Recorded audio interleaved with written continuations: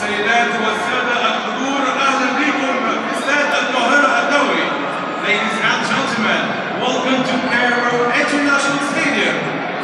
في مباراة الجولة العشرة والأخيرة من تصفيات أفريقيا المؤهلة لكأس العالم 2026.